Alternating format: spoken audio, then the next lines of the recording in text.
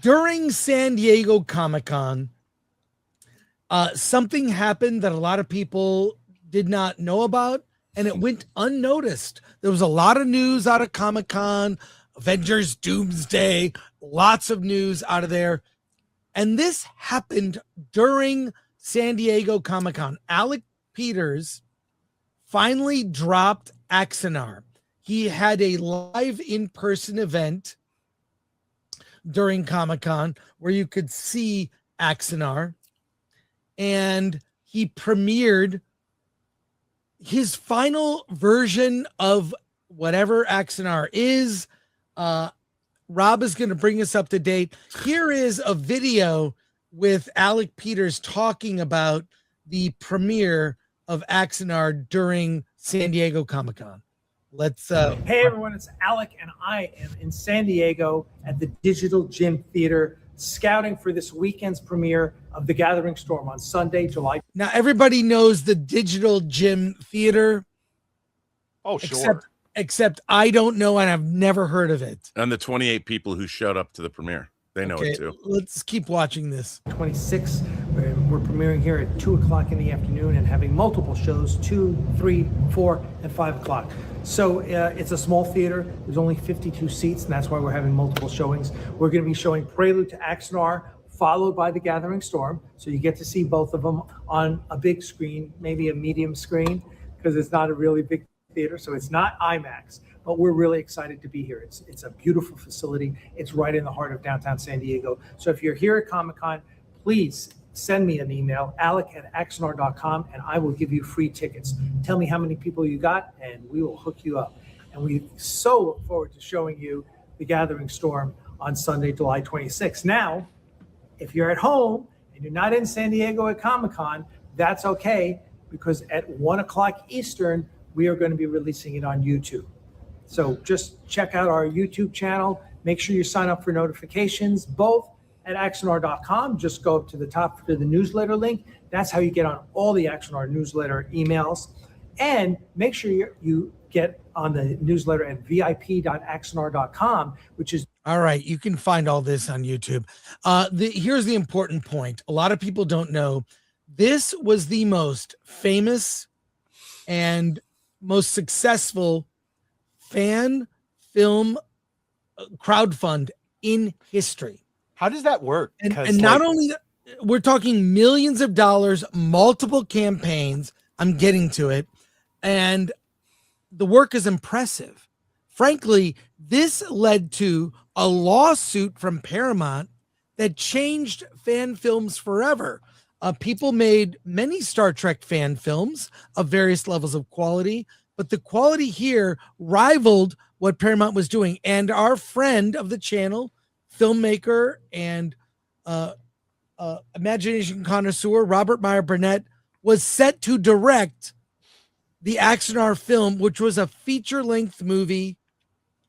There's an article we're going to read later, but Rob, I wonder if you have thoughts on this. And what I suggest to you that you watch AXANAR on your channel and do every frame a pause, go through the film and offer your commentary on your own channel, not here on Robservations. But I want to hear your thoughts and what led to this. So there's an article we're going to show that. Okay, this is a very, very long story, and the person that you just saw on the channel, Alec Peters, has tried to sue me twice. Once in Georgia, where I'd never been to.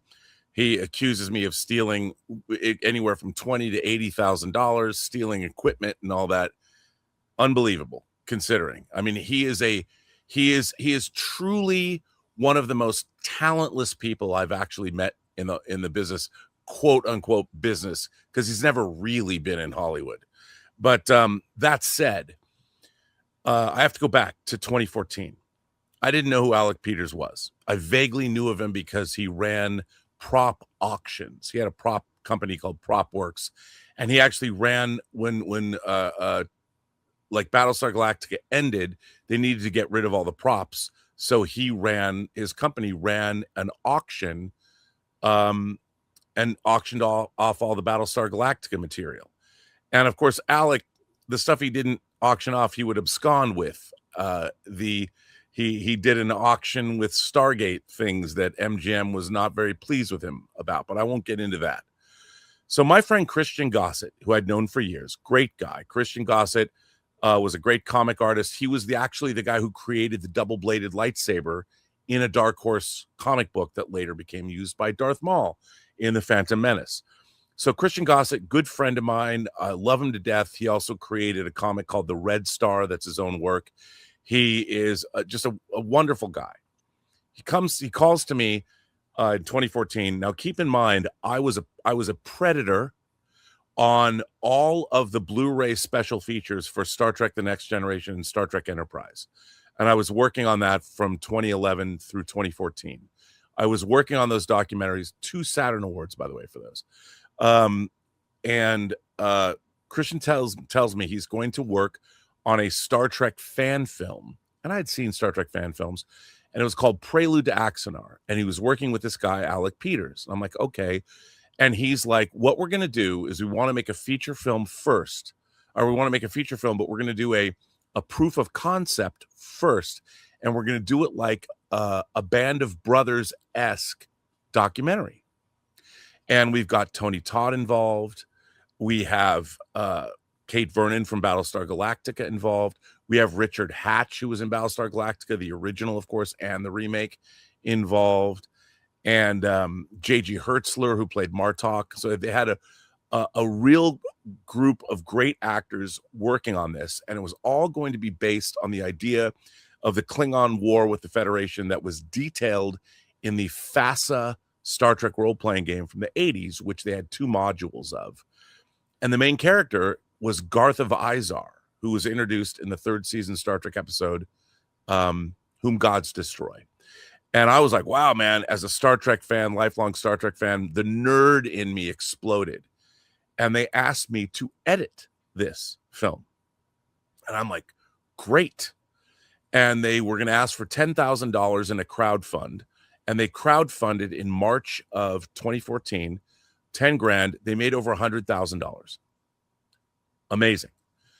They started shooting in May of 2014. And I was there the 2 days for principal photography. I was shooting a behind the scenes documentary, which I used my own equipment with. I took my own camera. I took my own computer. I was using my office. And then they wanted me to edit this thing. So between May and July of 2014, I was the editor of this film, which was called Prelude to Axanar. It was a 21-minute documentary. You can watch it on YouTube right now. Prelude to Axanar. I was the editor and basically the post-production supervisor. And if you watch it, I think it's an incredible piece of work. As far as fan fiction goes, loved it. I thought it was incredible, really enjoyed it. And the great thing about it was Christian Gossett brought in all of his production people.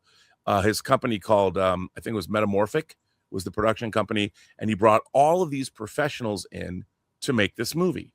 We shot on a real soundstage. We had real makeup effects lab that Mel, that had worked on real Star Trek, was doing the Klingon makeups. Incredible. The whole thing was incredible. It went off without a hitch. All the actors, I interviewed them all. They all talked about what a great time they had. Beautiful, beautiful, beautiful project. Went off without a hitch. We showed the premiere was at Comic-Con in 2014. Gigantic screen. And I've been working on this thing, editing it all, by the way, in my own office, provided my own equipment, everything. It was glorious. Great, right? Now, we are going to make a feature film. Well, here's the thing. Alec Peters, the impresario, and all of this was really his idea. I give him all the credit for it. The problem was he wasn't front and center with this project. He didn't, because he's never made a movie before. What does he know about making a movie? But like so many people, and when you're a narcissist and you want to be adored by people, and what he wanted was the adulation of being the impresario behind this whole thing, he decides that he wants to get rid of everybody that made Prelude to Axanar great, and he's going to take control of the whole thing and make it himself because he fancies himself uber producer, even though this is the only thing he's ever produced. And he didn't really produce it. He kind of stood by and watched it all. And I'll never forget, when I was shooting documentary material the day that we were making, or the 2 days we were making Prelude to Axanar, he was basically just wandering around, like watching everybody doing stuff. He had no idea what anybody was doing. So anyway, I don't know how long you want me to tell this story. No, keep going. We Okay. have an article that breaks it down too, but let's hear what you have to why say. don't I leave it there? Let's just, because it's here. So Prelude to AXANAR was a huge success on every level. It was a great production. I loved working on it. I love working on it with everybody. I was given really pretty much total creative freedom in terms of how I wanted to finish it. I work with Tobias Richter, our special effects artist in Germany, who I've continued to work with on feature films. Alex Bornstein, who I met, the composer, who's amazing. I got him a job on a movie I was editing. He got another job on another feature film, and we work together on my audio drama. I'm releasing his soundtrack soon, and I hope to have a feature that he's going to work on. So people I've worked on. But that was going to be the proof of concept to raise the money to make the feature film that Christian Gossick would also direct, and we made over $1 million using Prelude to AXANAR as our proof of concept. And I'll leave it there, and that's where things started to go south. Well, before we go to the actual story we're going to read that breaks it down, I'll take I'm 150 or 100-foot view because I'm a friend of yours. I was a friend of Alec's inner circle. Sure. I went to Star Trek Vegas many times. Alec was there selling props. He was a prop dealer, auctioneer in that space. And I knew you. I remember you delivered that hard drive. You drove it down. It was crazy. Oh, and yeah. That was electric. When you showed Prelude to AXANAR, it was like this. The only other time was Troops. When Troops played. And when Prelude played, it was, holy crap. Fans are making better Star Trek than the professionals. I have to say, I've got to give this up. I worked with Bing Bailey, who is the colorist and the DIT on Prelude. He and I, at the last minute, one of the guys who did our backgrounds, a guy named Tommy Kraft, who's an incredible, he made his own hour-long fan film, incredible. They wanted to change all the backgrounds. They didn't like Tommy's backgrounds. They wanted him to make changes. And that means I would have to drop in all the new shots. So I missed Comic-Con. I missed Wednesday, Thursday, Friday of Comic-Con because I had to finish Prelude to get it ready for the premiere. And Bing Bailey and I worked on Prelude till 6 a.m. on the Saturday of the premiere. Then I had to get on a train. Otherwise, I would miss it because I had to get to the theater at noon in order to do a tech run through. Dude, I've never been so exhausted in my entire life. So shout out to Bing Bailey and getting there and doing all this work and getting it done at the last minute. But we did get it into that theater, and you were there, and it was insane. It was so insane. was my boss at CBS, right? Ken Ross. It was insane. It was like there's a new era happening of fans taking over properties and doing it right. Whatever you think, the final product of Prelude was amazing. It was electric. Here's what I saw from the outside. I saw the Christian Gossett stuff go down.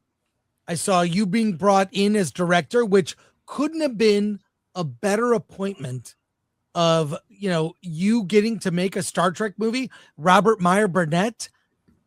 It was my dream. It was my lifelong dream. Just to know that. And I knew people surrounding like, Charles de Lazarica, among others. But Future Boy's sweat, by the way. It's all sweat. But it's all good. Like, it's 100 degrees. So, and then I began to see things get kind of out of hand. There was I have an air conditioner too. Alec was perhaps almost braggadocious about the way money was spent. I visited the sets and your office, and it was, I couldn't, this was like a giant studio movie. It was crazy, the amount, but all I saw was a lot of effort going into, member fulfillment and patches. And look, having run 2 Kickstarters, 2 that failed and 2 succeeded later, I know how tough it is. So I don't judge, but there might have been some, there might have been some other things going on unbeknownst to me. Then I saw the Paramount suit, and now I see from looking at the AXANAR channel, there's a documentary coming out about all this. I know you spoke about doing one at some point, Rob, about it. Like, I just don't know where we're at, but an article dropped here. I'm gonna bring it up. AXANAR, The Wrath of Peters and the Search for Content. I know you've got notes for this, Badger. Let's go through this and we'll talk about it and get people brought up to speed. But it doesn't, all the stuff that happened doesn't, like the work that went into that Prelude movie. Oh, it's self-evident. It's unbelievable. It's jaw-dropping. It's jaw-dropping, and it felt like real Star Trek. Yeah. It felt like Star Trek. I'm still to this day very proud of Prelude to AXANAR. You should. The reason I asked how this all works is because Theory talked to Disney before he made his fan films, and the one thing they told him was no crowdfunding. You're not allowed to crowdfund to shoot this film. Yeah. Okay. Alec Peters and the AXANAR debacle. Peters wanted to make a professional prequel about the Battle of AXANAR, and his 21-minute proof of concept, Prelude to AXANAR, impressed fans with its writing, production quality, and respect for Star Trek lore. A crowdfunding campaign then raised roughly $1.4 million for a feature-length film. CBS and Paramount sued, arguing that Peters was effectively trying to make a professional Star Trek movie without permission. The lawsuit resulted in restrictions, allowing only 2 15-minute installments with limits on crowdfunding and professional actors. Rather than ending the project, the restrictions were followed by years of disputes. Peters fell out with key collaborators, including Robert Meyer, the director, Robert Meyer Burnett, while writer Paul Jenkins became involved in a legal dispute with Peters' production company. Questions also emerged over how the $1.4 million in fan donations was spent, with critics alleging a lack of financial transparency. Peters denied wrongdoing and argued that legal battles had delayed production. More than 12 years after Prelude, Peters finally released another AXANAR installment, but it was quickly removed for allegedly violating the settlement by exceeding the runtime limit and using Star Trek alumni. The author argues that the finished project was particularly disappointing given the project's enormous amount of time and money, describing it as largely talking heads, mediocre CGI, and lengthy credits. Ultimately, AXANAR is a cautionary tale about fandom, copyright, crowdfunding, and ego. What began as an impressive example of fan creativity allegedly became a prolonged battle in which Peters went from celebrating Star Trek to behaving as though he had the right to produce and profit from it independently. The author believes the saga has also hurt the broader fan film community by giving copyright owners more reason to distrust ambitious fan productions. There's one other thing I want to add about the suit that is not in that article that I want to point out that I had said. So Christian Gossett left the project because Alec wanted to dismiss everybody he brought on the project that made Prelude great. All the production people, all the people that actually knew how to produce a film, how to make movies on a soundstage and things like that, which Alec did. And because he wanted to be the big mocker, he wanted to run everything. But he look, you know what a great producer does? A great producer hires all these great people and lets them cook. And then he stands back and he then takes the credit when the movie's great. This is something everybody needs to learn. You know, if you want to be seen as some messianic great figure, that's fine. But movie production is not the place to do it. Let other people make the movie, stand back, and then get your laurels or accolades when the movie's done. Alec didn't understand that. And Prelude, everyone else did all the work, and Alec was happy to but he wants the praise. Alec is a textbook narcissist. So what ended up happening was that after Christian left the project, I took over as the director of the feature. But Alec didn't trust me. I had to prove myself. And I said, look, dude, making a feature film is very different than people sitting in chairs doing a talking head documentary. We need to prove that we can compete and make Star Trek on a level where we're not just talking. So I said, I need to shoot a scene that I direct, just a scene, just showing people walking and talking, but on a location. So I picked a scene called the Vulcan scene, which, by the way, you can go watch on YouTube right now, the Vulcan scene, where we shot with one 20-foot by 20-foot green screen. We used natural sunlight.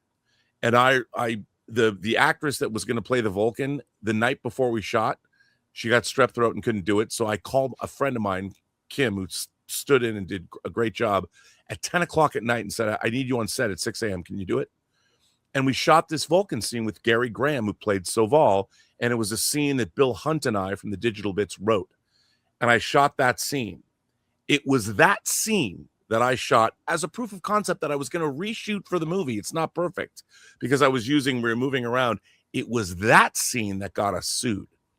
And it was the Vulcan scene that premiered at the 2015 Comic-Con that Paramount saw because we used Gary Graham, and it was kind of indistinguishable from Star Trek Enterprise, a scene that was set on Vulcan.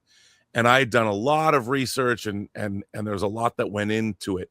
So that Vulcan scene is the thing that got us, because the thing that Paramount said was our Vulcan scene was indistinguishable from televised Star Trek. No one mistook Prelude to Axanar for televised Star Trek because no one had ever done like a documentary like that. Everyone knew that wasn't real Star Trek. But the Vulcan scene, it looked like a real Star Trek episode. So yeah, and you can play. Let's watch a little bit. You can play it. This is Prelude. Star Trek. For nearly 50 years, it has inspired us, Charlie de Lazari can cut enlightened this, us, by the way. thrilled us, and taken us where no one has gone before. What began as one story has become many. From the smallest fan film to the biggest blockbuster, Star Trek has given birth to a whole universe of storytelling from as many creative voices as there are stars in the night sky. And all of that is about to change. Ares Studios. It began as a bold new experiment. It became one of the most successful crowd-funded film projects in history. It continues as a fan phenomenon like no other. But now, Star Trek is going to be taken to a whole new level. Enjoy this world premiere sneak peek at what comes next. Prepare yourselves for AXANAR.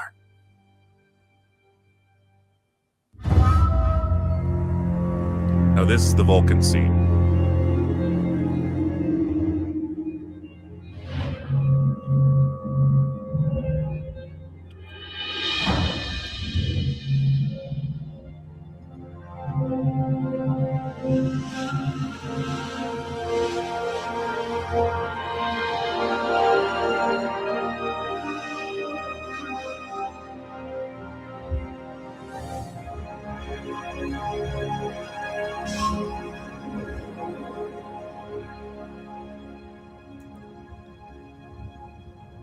I sense your disapproval, Soval.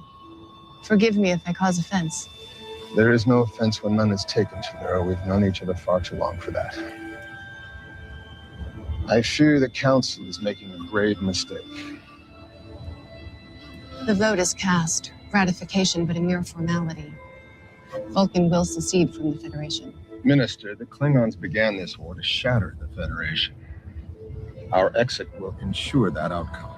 Will not our exit end the war, and thus bring peace with the Klingons? Peace is not their goal. If Vulcan secedes, other member worlds will follow. Divided, we will all fall to the Empire. But what good is a Federation that does not listen to us? We warned the humans that reckless expansion would provoke the Klingons. Why do you favor them, Soval? When our people were lost, it was the humans who led us back to the teachings of Serac. They have united us, world upon world, in common purpose. Your connection to them goes beyond logic. Perhaps. Humans are impulsive. They ride the tempest of their emotions. but they grow stronger doing so. No, This is just amazing work, Rob. And Shot in a parking lot with one 20-foot by 20-foot green screen. I mean, you can watch the whole scene. I recommend go to the AXANAR channel, watch the whole scene. But as I watch that, I'm thinking this scene is better than anything I have seen in recent Star Trek. And also, I know, were you at Star Trek Vegas? Yeah. Yeah. Okay. I wasn't there, but I watched a ton of videos over the weekend of people who were there touring the floor. You know what I didn't see? Anything from modern Star Trek.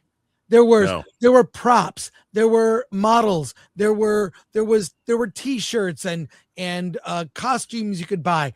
I didn't see one thing from Starfleet Academy, and someone did a walkthrough of the entire show floor. Nothing. So, and just watching this just now, I'm getting chills going, we could have had something that was epic and real. Well, you know, I have a book that I've written about Star Trek that deals with some of this stuff, and I'm going to have it ready. I'm probably going to crowdfund it to publish it, but it's going to be done by September 8th, which is the 60th anniversary of Star Trek. Obviously, I've loved Star Trek my whole life. Professionally, I was actually hired by Viacom Licensing in the 90s to be a professional Star Trek consultant. For 2 years, I worked with the team that made the Star Trek experience in Las Vegas, the $80 million experience. I cut all the videos that were shown when you walk through the Star Trek experience.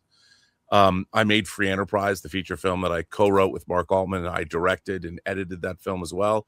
And then I spent 3 years working for CBS and Paramount, making all the documentaries that are on the Star Trek Blu-ray, Star Trek The Next Generation Blu-rays, and the Enterprise Blu-rays. And as an aside, the man who greenlit that project, Ken Ross, was a hero of mine, even though I didn't really convey this to him, because he was one of the people that worked with Andre Blay starting the home video industry in the late 70s with magnetic video. So, I mean, I called him the Tony Soprano of network executives.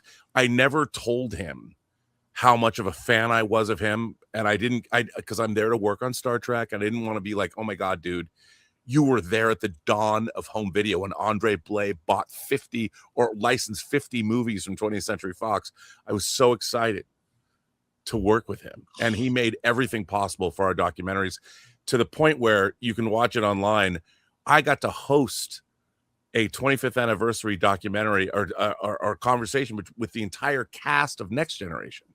It's me moderating, and it's on the season 2 Blu-ray of Next Gen.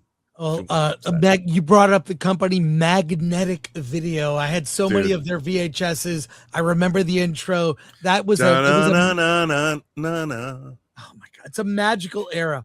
I don't want to. We got a lot of chat comments and questions about this, but I'm going to leave it to you, Rob, and your channel. Now that this is out, and you weren't even aware of it, I brought it to your attention. And you weren't aware that it's like it was premiering at Comic-Con. It's kind of crazy. It's the look, the whole thing got so ugly.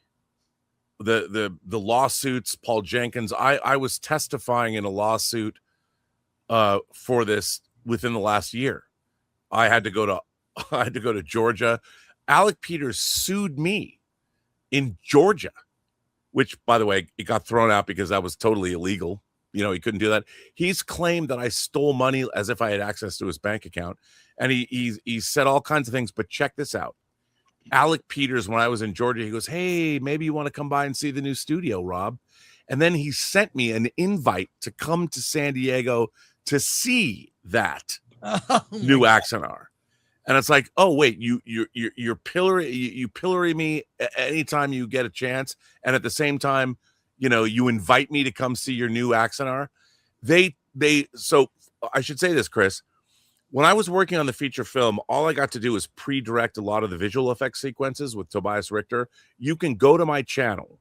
There are 3 documentaries I made: AXANAR Origins, Part 1, 2, and 3. And you can see the development and where my thoughts were at and what we were doing for the AXANAR feature film. Those 3 documentary pieces are on my channel, the Burnett Work, on YouTube. So just go AXANAR Origins. and you can hear me, and I take you through all of the effects. You can see the development, how I worked with Tobias Richter to create Starbase One. Alec used those effects in his new film. No credit for me. No mention of me. Well, I think a lot of people have issues with Alec over the fact that he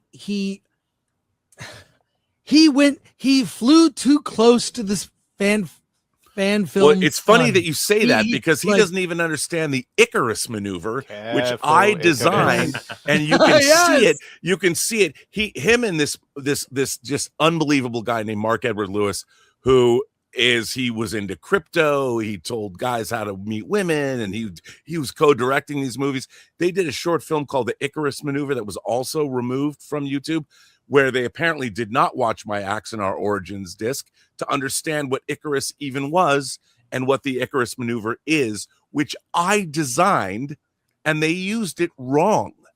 Do you warp close to a sun for the gravity well? No, the whole point is you come up. What you do is you go to the sun, or you go to a planet, and then you fall. You do a 90-degree, 180 degrees turnaround, and fall back down to the Earth, or fall back down to the. And I based that. Here's another thing.